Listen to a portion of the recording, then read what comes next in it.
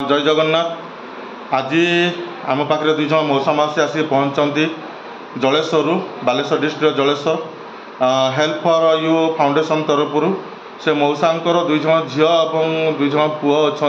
मौसांकर as प्राय 92 आउ माँ एज प्राय 80। पुओ झील बाहर कर दिखती घर से रखी पारना।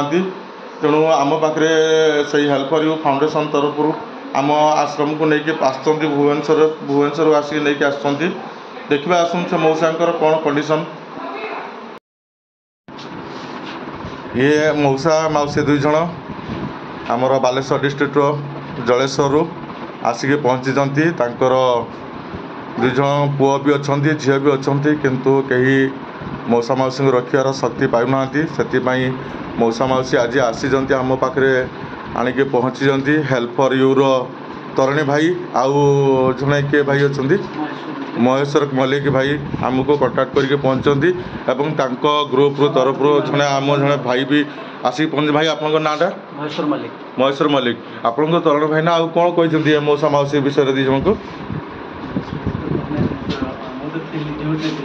अच्छा अच्छा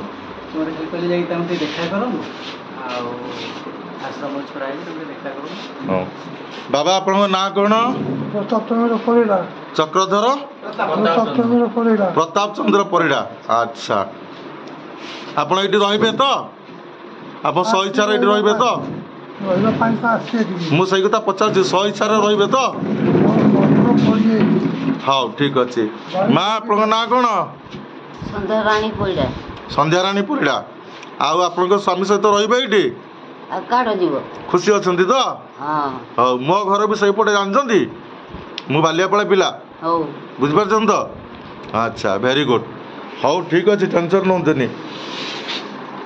गौतम भाई आमर बहुत कष्ट करके गाड़ी ड्राइव करके नहीं आसते जलेश्वर तेणु सी हूँ प्रत्येक साक्षी आउ तांकर झील भी जड़े आसुँच। भौणी कुआड़े गले